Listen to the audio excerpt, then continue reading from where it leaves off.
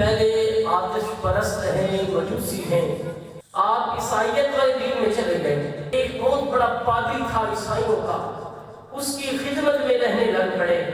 میں اس کی آپ کو 3 نشانیاں بھی دیتا ہوں۔ مرا پھر پتا چلا اس نے تو بڑا خزانہ چھپا کے رکھا ہے، میرے جو مالک تھا اس نے مجھے تھپڑ مارا، میں اپنے کام میں مصروف ہو گیا، لیکن راستے میں ان قافلے والوں نے دیا دھوکہ، آپ کو انہوں نے یہودیوں کے ہاتھ فروخت کر دیا۔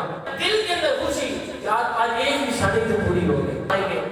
اب فرماتے ہیں دوسری نشانی بھی پوری ہو گئی۔ اب میں فلاں پادری کے پاس رہا، پھر اس نے مجھے فلاں پادری کے پاس بھیجا، پھر تیسرے پادری کے پاس آیا۔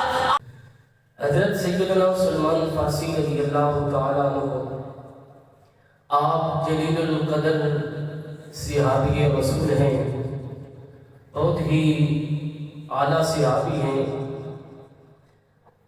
آپ کا جو ابتدائی نام تھا وہ تھا مابا، آپ کی والد کا نام بوز خشان تھا۔ آپ ایک مذہب تھا مجوسی مذہب کے تھے، اسلام لانے سے پہلے کی بات ہے۔ پھر آپ کا تعلق فارس سے ہے جو کہ ایران کے اندر ہے، اور ایران کے مشہور شہر اصفہان، اس کا ایک گاؤں ہے روزبہ، وہاں پہ آپ کا جائے ولادت ہے، وہاں پہ آپ دنیا کی ترتیبی تشریف لے کے آئے۔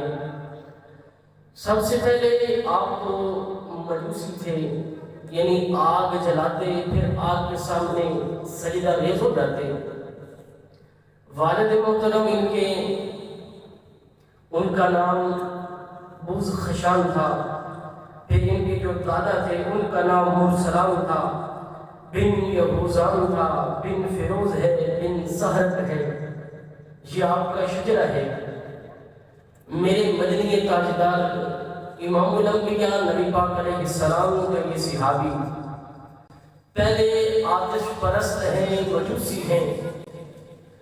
آپ کے والد نے آپ کو کام دیا تھا ایک آتش کدے کا، وہ ایک آتش کدے کے محتمم تھے کہ آپ نے اس آتش کدے کی حفاظت کرنی ہے، اس کی خدمت کرنی ہے۔ ایک دن والد نے بھیجا کہ بیٹا جاؤ تم جا کر نہ آج کھیتی باڑی کر دیکھو۔ وہ چل پڑے، راستے میں دیکھا کہ ایک عیسائیوں کی عبادت گاہ ہے، وہ وہیں پہ رک گئے۔ عیسائیوں کی عبادت کا طریقہ دیکھا، ان کا چال چلن دیکھا، تو آپ نے مجوسیت کو چھوڑ کر عیسائیت اختیار کر لی۔ آپ عیسائیت والے دین میں چلے گئے۔ جب والد کو پتہ چلا کہ بیٹا تو میرا مذہب چھوڑ چکا ہے، اس نے قید کر دیا، بیٹے کو گھر میں بند کر دیا کہ تو اب کہیں بھی جا نہیں سکتا۔ لیکن الغرض وہاں سے وہ نکلنے میں کامیاب ہوئے۔ جیسے کہ وہاں سے وہ نکلے، پھر وہاں سے ایک قافلہ آیا، اس قافلے کے ساتھ آپ ملک شام چلے گئے۔ راہ حق کی تلاش میں رہے، جستجو کرتے رہے تاکہ مجھے حق راستہ مل جائے، اچھا اعمال والا راستہ مل جائے۔ جب پہنچے ملک شام کے اندر تو وہاں بھی آپ ایک عیسائی پادری اس کے ساتھ ہو گئے۔ وہاں سے پھر آپ عراق کے اندر بھی گئے، پھر ترکی کے اندر بھی گئے، پھر اس کے بعد آپ کا ایک سفر تھا عمریہ، وہاں پہ آپ تشریف لے کر کے ایک بہت بڑا پادری تھا عیسائیوں کا، اس کی خدمت میں رہنے لگ پڑے۔ اب جب اس پادری کا دنیا سے جانے کا وقت آیا نا، اس نے بلایا اس اپنے بندے کو، غلام کو، نوکر کو، یوں ابھی دار اسلام میں نہیں ہے، میں کہ اب میں دنیا کی دھرتی پہ دیکھ رہا ہوں کہ ایسا کوئی عیسائیت کے اندر کوئی پادری موجود نہیں ہے، لہذا تم ایک ایسا علاقہ میں تمہیں بتاتا ہوں، وہاں پہ کھجوروں کے باغ ہیں، یثرب کی سرزمین ہے، تو وہاں پہ چلا جا، وہاں پہ ایک آخر زمان نبی آنے والا ہے، وہاں پہ ایک آخری لجپال نبی آنے والا ہے۔ پھر ساتھ میں اس کی آپ کو 3 نشانیاں بھی دیتا ہوں۔ وہ پادری ابھی میرا نبی دنیا میں آیا نہیں، وہ پادری حضرت سیدنا سلیمان فارسی رضی اللہ تعالیٰ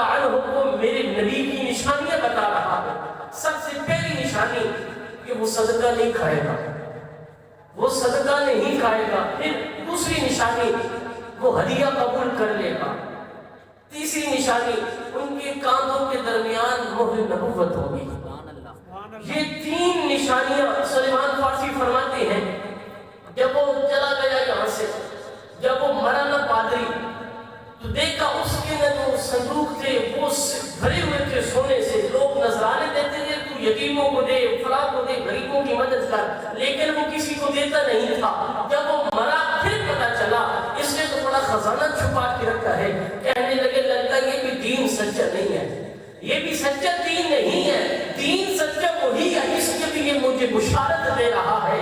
وہاں سے ایک قافلہ آیا، ادھر عرب کی سرزمین کا تھا، آپ اس قافلے کے ساتھ مل گئے، رستے میں ان قافلے والے نے دیا دھوکہ، آپ کو انہوں نے یہودیوں کے ہاتھ فروخت کر دیا، بیچ دیا، آپ غلام بن گئے۔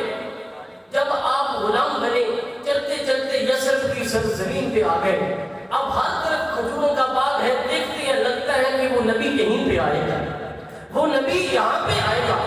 فرماتے ایک دن میں کھجور کے درخت پہ چڑھا ہوا تھا، نیچے میرا جو آقا تھا نا وہ کسی کے ساتھ بات کر رہا تھا کہ آپ کو پتہ ہے ادھر یثرب کی سرزمین پہ ایک بندہ آیا ہے، محمد نام ہے، مکے سے ہجرت کر کے آیا ہے، کہتا ہے میں اللہ کا نبی ہوں، کہتا ہے میں اللہ کا رسول ہوں۔ لوگ اس کی طرف دوڑ دوڑ کے جا رہے ہیں، اس کی بیعت کر رہے ہیں، پتہ نہیں وہ کیا لوگوں کے دلوں میں گھول گھول کے ڈال رہا ہے۔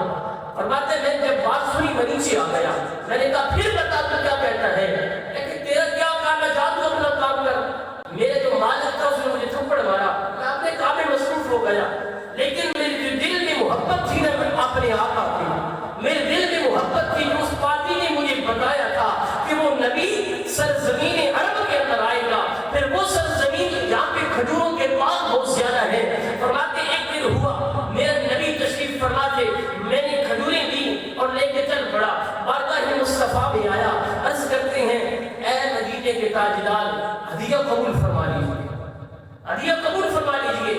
میرے نبی نے خود بھی کھائی، صحابہ کو بھی کھلائی، خود بھی کھائی، صحابہ کو بھی کھلائی، دل کے اندر خوشی، یار آج ایک نشانی تو پوری ہو گئی، ایک نشانی پوری ہو گئی۔ پھر کچھ دن گزرے، آیا کھجوریں لے کے، یہ بھی قبول فرما لیجیے، یہ کیا ہے، یہ صدقے کی کھجوریں ہیں، میرے نبی نے خود نہیں کھائی، فرمایا میرے صحابہ کو بانٹ دیں، یہ میرے صحابہ کھائیں گے۔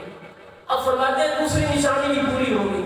اب تیسری نشانی، ایک جنازہ تھا، میرے نبی آخر الزمان مدینے کے تاجدار تشریف فرما ہے، سلمان فارسی آگے پیچھے کھڑے ہو گئے میرے مصطفیٰ کے، اور دل کے اندر یہ طلب، یہ خواہش، یا رسول اللہ صلی اللہ علیہ وسلم میں آپ کی مہر نبوت دیکھنا چاہتا ہوں، میں آپ کی وہ مہر نبوت دیکھنا چاہتا ہوں۔ جب میرے آقا نے دیکھا نا سلیمان کو پیچھے کھڑا ہے، میرے آقا نے بلایا، آپ آگے آئے، آگے تشریف لے کر آئے۔